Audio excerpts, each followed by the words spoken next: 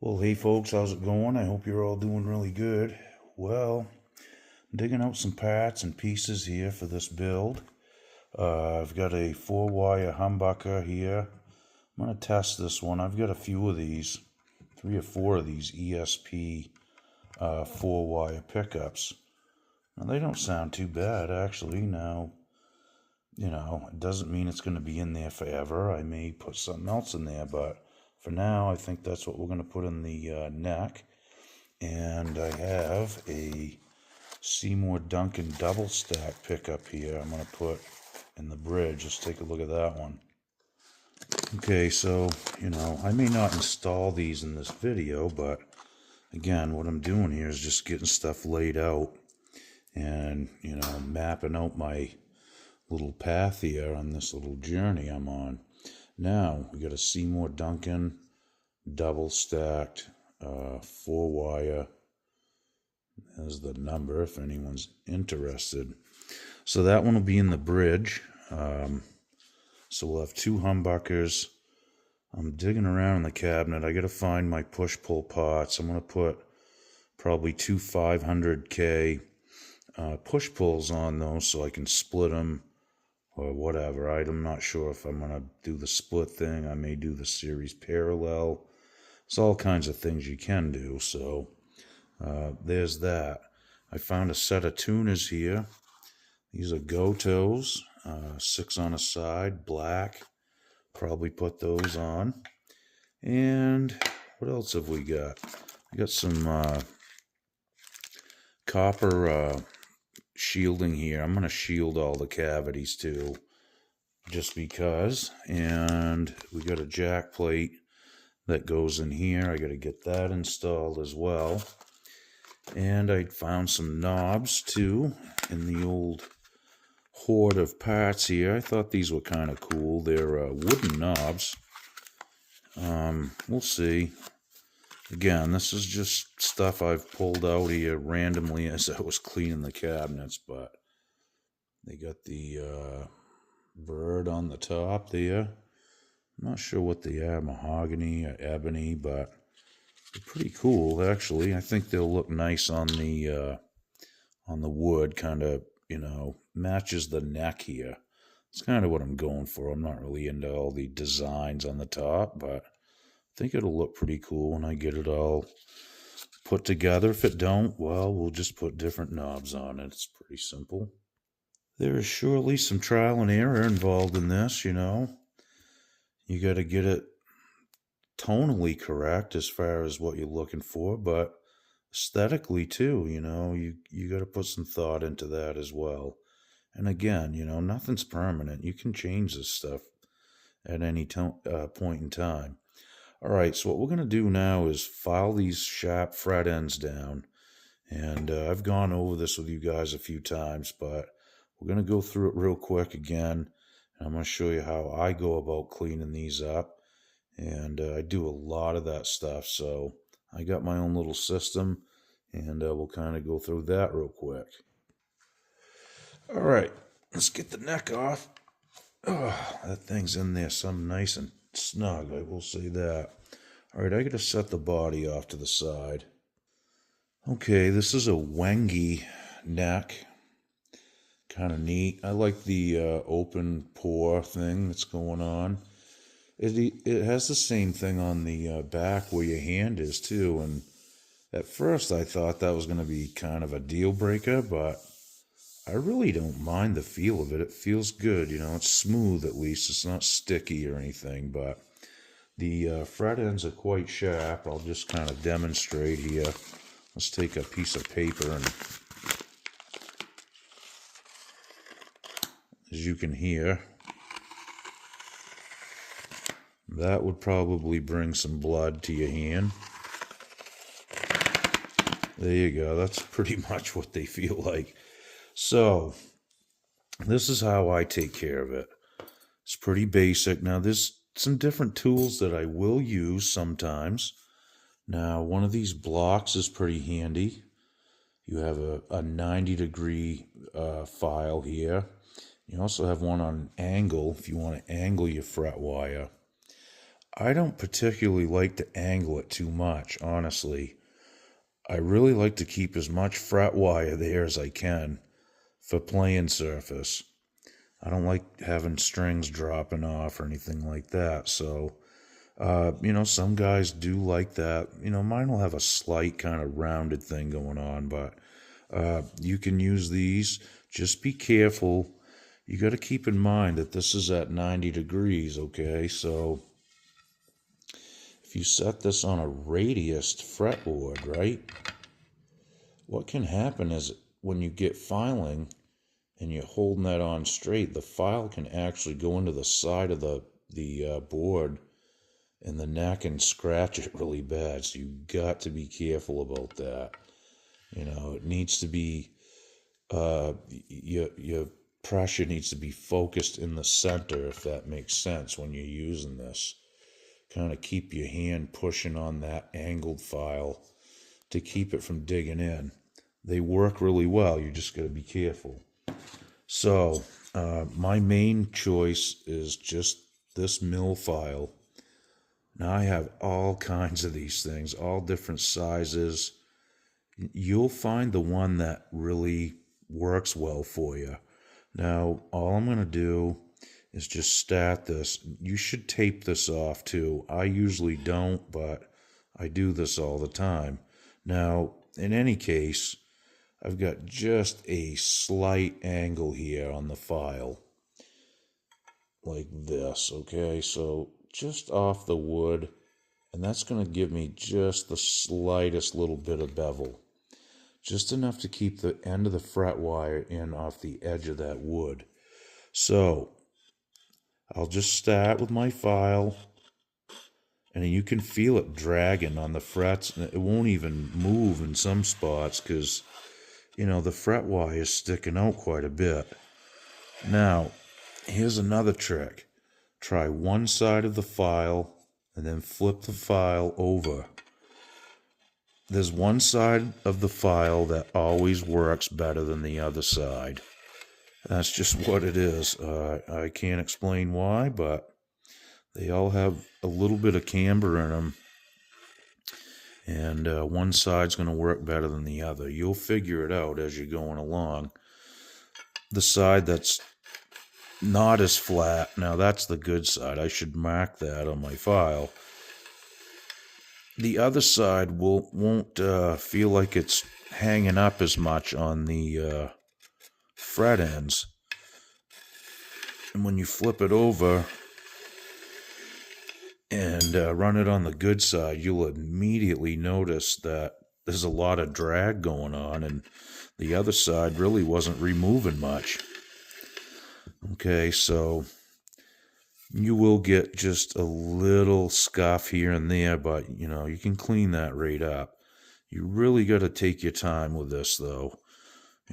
It's a fine art, definitely, and takes a little bit of practice. Now, I just take a few strokes, I check it, I'll go to the other side, I'm going to do the same thing. Not much pressure at all. Oh, I just run into a fret right there, okay? Now, I'll go down there and just kind of focus on that one and maybe use a little bit more pressure right there. I can feel it poking right out, so let me flip my file. No, that's not the side. There it is. Okay, so again, I'm just focusing on the worst ones that I find. And this is what it really looks like when I'm doing it and not describing it. Whoop, kind of slipped right there, but again, not a lot of pressure. And if you can help it, don't do it on camera because it's just that much more difficult. Okay, so let's go on the other side here. Yeah, I can feel some really bad ones down through there. Slight bevel, not a lot of pressure. All right, we're starting to get in close to the wood here now. So now I'm going to really pay attention to what's going on here. Only focus on the ones that I need to. And I'm using even less pressure. So once I get that flushed in there to the wood, I change files. Now, I've been using this little mill file here. It's a little bit smaller than the other one. This has been involved in every fret job I've ever done. It's just the size of it feels good in my hand. It's easy to control it, and I've just gotten used to it. So I'll run this one over a few times, really just checking to see if there's anything left poking out. That feels okay. There's one right here at the 12th, so I'm going to go back to my other file. Yep, I can feel it. Just a quick little rundown through there. Okay, that feels pretty good. The first one's poking out a little bit there too. Just give that a couple rubs. Okay, now we've got everything flush to the wood. What I like to do now is take my little mill file. Let's see if I can kind of demonstrate this right on the end. What I like to do is concentrate on this point, which is very sharp right now. I got shellac on my thumb too, by the way. Anyway, I'll take this little mill file. It's hard to hold it and do it there. I can do it better this way. What I'll do is take this little file, and you can see I'm just focusing on that point. Very lightly, I will go over that and go towards the neck, the side of the neck. Just one stroke, and you'll feel the file really hanging up on there at first. By the time you make the like right there, it really hung up. Now by the time I make that full stroke like that, about halfway through the file, it will, like, it's hanging up right there, but it'll start to get smooth, like right there, and you can feel that go away. Now that feels a lot better already. Now, once that's done, I'll take my little fret dressing file here, okay? One side squared off, okay, like that, and you can see the bottom side is rounded. So the first step is to take the squared side, which you should tape your fretboard off as well. I'm just going to demonstrate this, but this is the technique. Now what we're concentrating on here is these very bottom corners of the fret wire, all right? Those get really sharp as well, especially after you run this flat file by it. It just sharpens them. So I take the flat side of this little fret dressing file, and this is the motion that I use. It looks like this. Compound motion. And just one swipe. Now I can feel the burr hanging right up there when you first start it, okay? Like it'll stop the file like that. So again, just one stroke. Ugh, that one's bad. So sometimes you have to take two, but usually one will do it. Again, it'll be hanging up on you that when you first start the file through it. About halfway through, it'll knock that burr off and you'll feel the file start to really go smoothly. That's just how I judge it, kind of. So just one lick, same motion, and I'll just run down through like that, all the way through, and then come back, and I'll do the same thing on the other side, compound motion. Once that's done, now those are starting to really feel almost playable now, which is what we're after, obviously. Now you take the rounded side or the safe edge side. See, there's no teeth on it. You flip the other side around, and there is teeth on that flat side. So this will keep it from damaging the wood and leaving marks and all that. So when I go over this section of it, what I'm really concentrating on is this part of the fret. Now I just took the corner off, and you saw me round this top part off. Now we got to get what's left in between here, and that's where I use this safe edge. So the safe edge, I can kind of concentrate on that section, as you can see. And that was a little exaggerated and the wrong angle, but it's basically the same compound motion. You get the feel for this as you do it, and it's just the same thing every time. Try to perfect that. Maybe practice on an old one. Now I've just hit the fret. I could tell by feel that I hadn't done the squared edge on that one. So, like I said, if you do this enough, just pay attention to what's going on as far as what's hanging the file up and when it starts to free it up. Now that feels pretty good right there. That's what we're looking for. Now I'm trying to keep a lot of this real estate on the fret. These are tapered. I didn't fret this, but they were sprouted. They do have some bevel on them. Not a ton, but that's enough, I don't like them beveled way in. A lot of guys do it, I think, for the feel, or or maybe lack of feeling any fret. But when you do it right and you get those rounded over, you don't feel anything. It's just, you got to take the steps, the appropriate steps, and do it in order. And that's the order that I use. There's some other little tricks too. I got these little four-sided stones here, right? Almost like a whetstone. Now I've used those for going along the edges.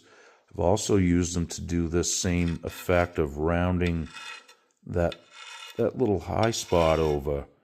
Just easy. Now these come in different grits too. Now it will scratch the fret wire up on the top side, so those are going to get polished as well. And I'm going to put the truss rod thumb wheel on here. Make sure the neck's straight. Put a straight edge on it, and then go down through it with a fret rocker. You got to make sure those frets are not raised or lifted or anything like that. That's what causes all the buzzes and all the stuff that really just disappoints us when we pick our guitars up and they don't function right. So very important, a really good thing to learn, honestly. If you're gonna buy guitars and wheel and deal and collect, you really should learn how to do that at least, because most guitars that you get, if you buy a brand new guitar, especially from a different climate or what have you, by the time it gets there to you, it may have fret ends that are sprouted or lifted. These things sit in warehouses, they go in delivery trucks and all that, so they see some climate before they reach your hands, right? And that's really something that I do a lot of when people bring a guitar in, or if I take a guitar in, I pick a guitar up, on Marketplace or wherever, or trades, or whatever it is. A lot of times I have to do this. I have to straighten things out, clean the fret ends up. You guys know what I'm talking about. It's part of the deal. So it is a good trade to learn, or at least that aspect of this trade. Get good at that. And honestly, if you take an inexpensive guitar, do the fret work correctly and finish what they didn't, you're going to have a good feeling guitar. Let's face it. This is the connection to that guitar, other than it touching your stomach. I mean, this is how we talk on a guitar. It's this thing we hold in our hands. That's got to be right. And, even the cheapest guitars, if you clean that up and do it right, at least get that so it feels good, it's going to make it play a lot better, and you're probably going to enjoy playing it a lot better. All right, let's see if these tuners fit. I want to check them out real quick. Oh, I just put my reading glasses on. These are Grovers. I'm sorry, guys. Pretty sure these are 6 on a side, though. Let's check them out. They are black in color, and they fit in the hole. Great. So I don't have to drill anything. They have kind of a small machine head on there, but I like it. I was thinking about doing maybe chrome or something, but I don't know. I'm just going to do something different with this guitar. I have a ton of parts in the cabinet that people have given me, stuff I've collected, guitars that I've stripped down just for parts, and I'm going to start using this stuff up. I'm sick of it sitting in the cabinet, so we're going to put it to good use, and that's what's going on right here. So cool. That's an easy one. I've got the bushings here, and them are threaded as well with a washer right on it. Sweet. Man, I like it when you don't have to drill holes or deal with the old Fender tuners that had the alignment, little alignment studs on them, 2 of them, and you'd have to, like drill a couple holes in there just to keep them from moving, right? And I like the screw thing a lot better. So what I usually do when I deal with this scenario, I'll put the tuners on, tighten them up, line them up, then I'll take an awl and I'll just go and inside these holes. I have some transfer punches too, which are also a good way to go. So transfer punch, you can stick it in the hole, you get the punch that fits that hole, and it centers the punch exactly. It's a really good thing to own too, and you can pick those up at parts stores pretty cheap.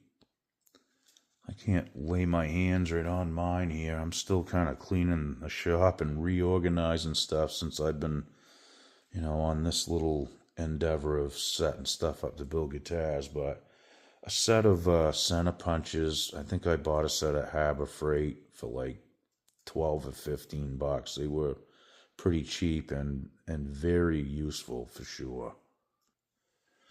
All right, well, I might as well stuff these in there and at least get them mounted, and then I'll get the holes aligned and get those punched out so I can put screws in to hold them in there. But again, it's nice when they fit.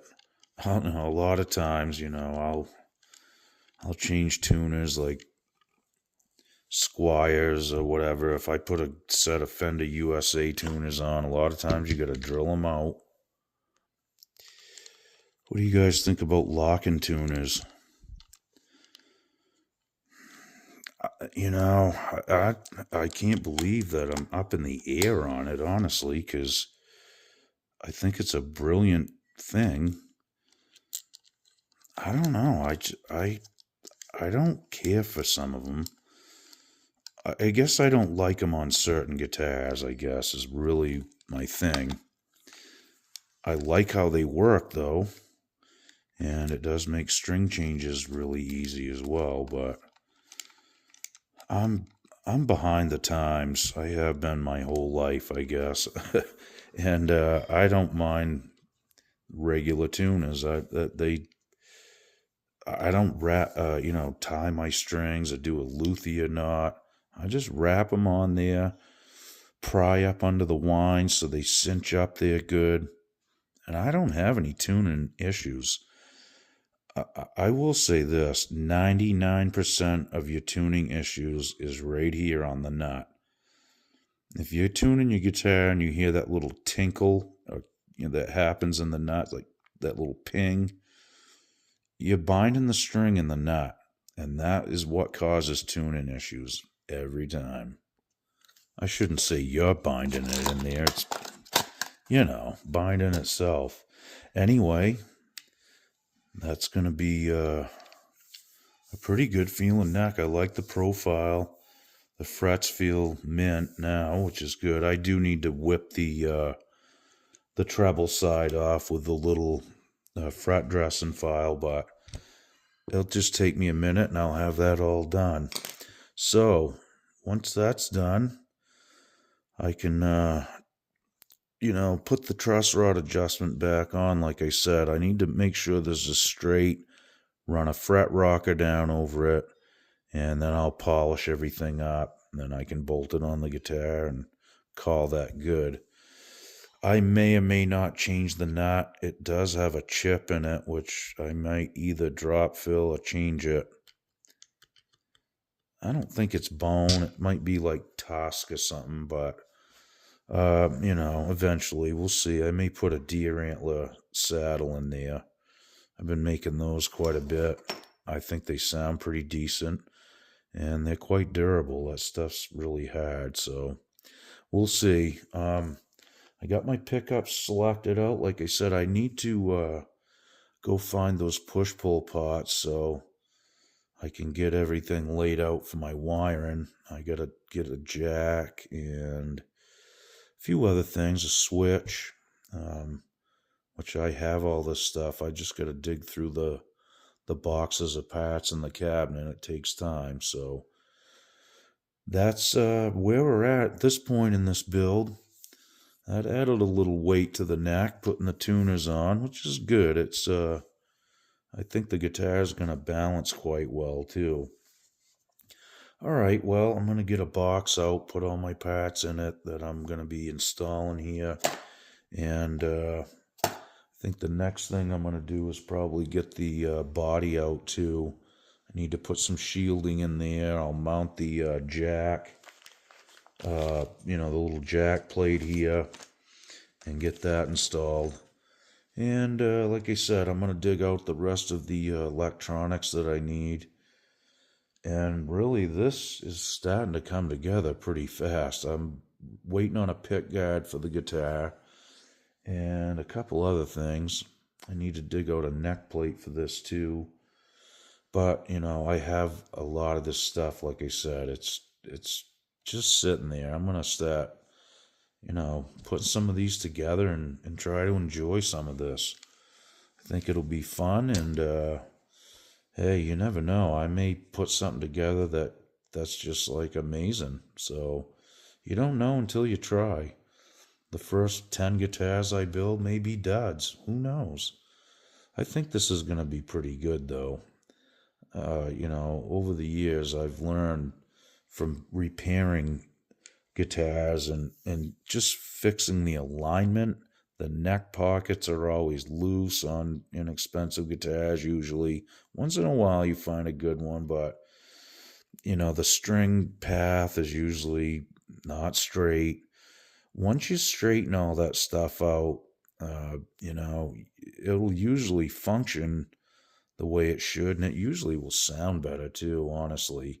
Just getting everything straight and in alignment. Make sure the strings ain't pinching in the nut. The guitar should stay in tune, and it should feel good to play. Now, other than that, the pickups and the wood the body is made out of is going to really play the rest of the factor in this whole thing. And you as the player. So there's always that, If I play a Telecaster, if I play 10 Telecasters in a row, they all sound a little different, but at the end of the day, it sounds like me playing a Telecaster. All right, folks, well, I'm going to keep rocking here. Hi, Oliver. What are you doing, big boy, huh? What are you doing, old mountain dog? You a good boy. You're awful handsome. Oh, here comes the shop foreman. There's Gibson. All right, we got to get back at it. This is really how this works in the shop. He runs the show. Hi, Gibson. They keep me busy. All right, so let's put some shielding in here. Now, I got some shielding tape. what I did here is I just kind of lined one edge up on this pickup cavity, kind of like this, so it's touching it. And I just took my finger and just kind of pushed down and went around it like that. Tried to keep it straight. And it gives me the profile right there, so I'm just going to trim that out. That'll be the floor. And then we'll do the sides. It's really simple to do. Alright. So I'm just going to cut that off right there. And the same thing here. Okay. Now I got to round these little corners off. I'm going to save all the little strips too, because, you know, you can use that stuff in other little situations as well. Alright, I'm just going to round all the corners off kind of here. And that should be pretty close. Alright, well, we'll just do a dry run. That looks pretty good. So this is otherwise known as the Faraday cage. It just shields out the RF frequencies, which is radio frequency. And, you know, it does help with the 60 cycle thing kind of too, I guess. Which a lot of that is coming from your wall plug, but, you know, lights can mess with it too. So, you know, shop lights, all kinds of factors. So it does help. It's worth doing. And you can even do it with tinfoil. Do under your pick guard as well. Any way you can do it, that'll help keep it quiet, definitely. I recommend it. I actually have a few other guitars that I need to do this same thing to. Just, you know, to keep things quiet, like I said. Alright, so this is adhesive. You just want to kind of flatten that out. Get it stuck in there. Alrighty. So the next move will obviously be, you know, to do these other ones, which I'm going to do. And then we're going to do the walls too, the little side walls, and get those all sealed up. I can do some of this one. I still need to do the control plate, so I'm going to probably leave that space for now.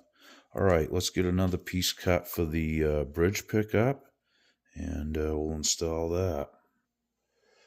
All right, so same thing. I'm just going to line that up on the straightest edge of the pickup route. Just taking my finger here. I really should have put a piece of tape across it. That would help a lot. There's a tip right in real time. Okay, so that'll work. Okie doke, I think that's going to work.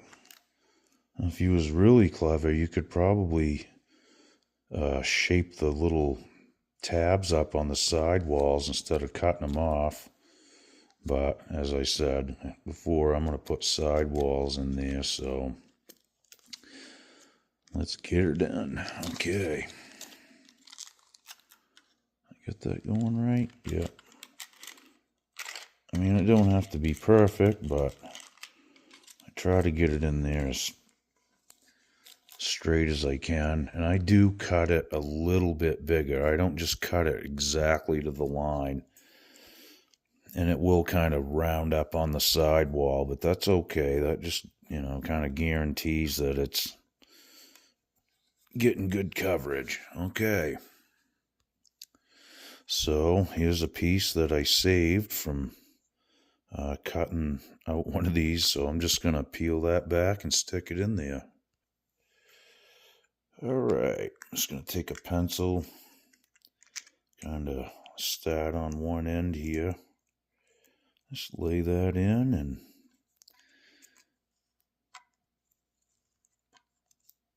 get it stuck in there if I can. right, pretty good. Now there's a little gap in between, not much though. And there is a little space right there back by the hole, but we're not going to worry about that too much. I mean, I think we'll be okay. All right, so I'm going to do the side walls here. All right, that should be pretty close. So what I did was basically just run that around, and we'll split it down the middle. I may even just put it in. No, I think I'm just going to split it down the middle first. I think it'd be easier to cut it like that. I was thinking about maybe taking a razor knife after, but I'm going to save the piece that I strip out of here, and then I can use it to do the side walls on these other routes as well.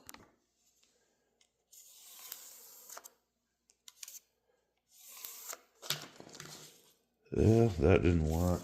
I gotta get a Sharpie. Alright, let's try her again. There we go. I just kind of eyeballed that, but I think that'll be good. Pretty darn close. Okie doke. Well, I'm gonna rip this down the middle on the line here. Somewhere's near it, hopefully. That should give us enough to do pretty much all of it, I think. Pretty close.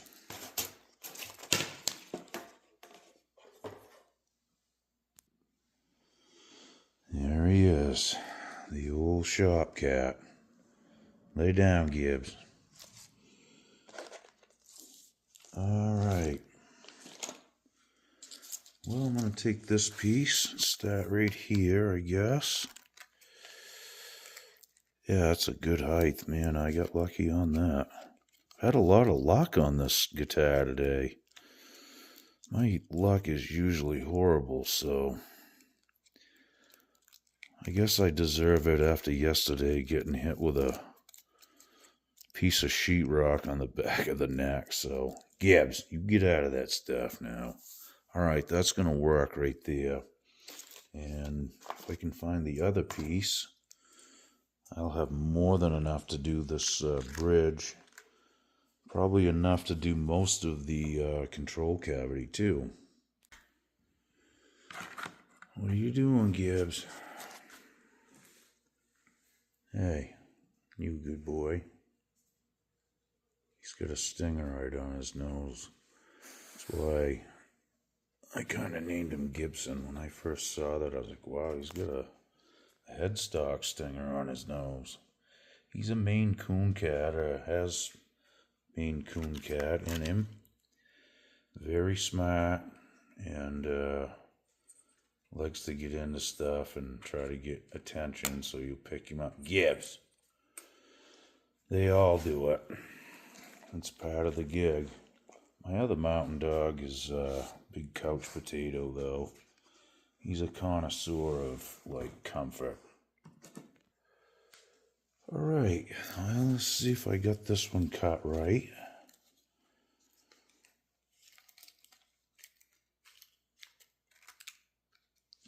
Well, it's pretty close. A little short there, but I'll tag another piece in there.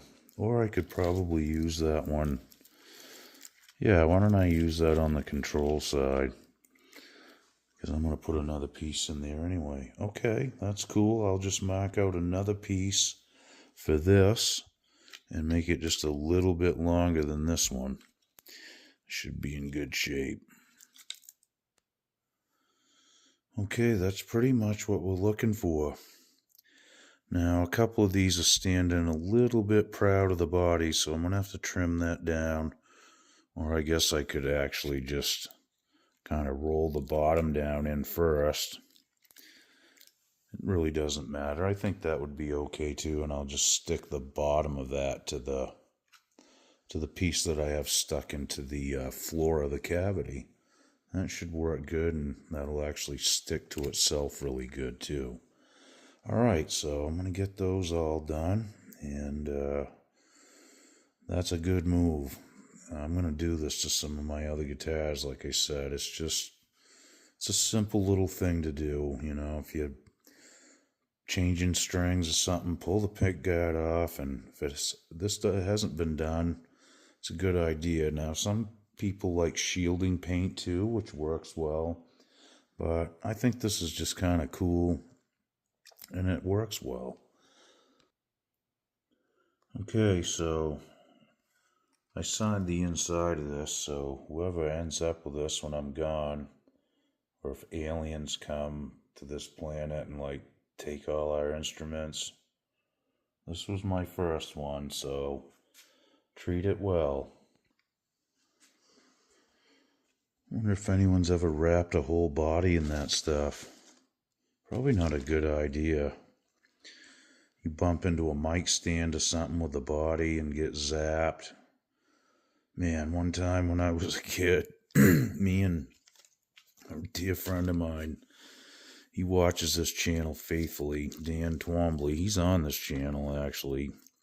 But anyways, when I first started hanging out with him, he was like one of the only people that I knew in the town that I lived in that played guitar, other than my father and my uncle. So when I found out that he played, and we played hockey and stuff in town, and we knew each other, but eventually he started playing, and so did I. But I went over to his house one time. I remember he had this old blonde Cort Stratocaster.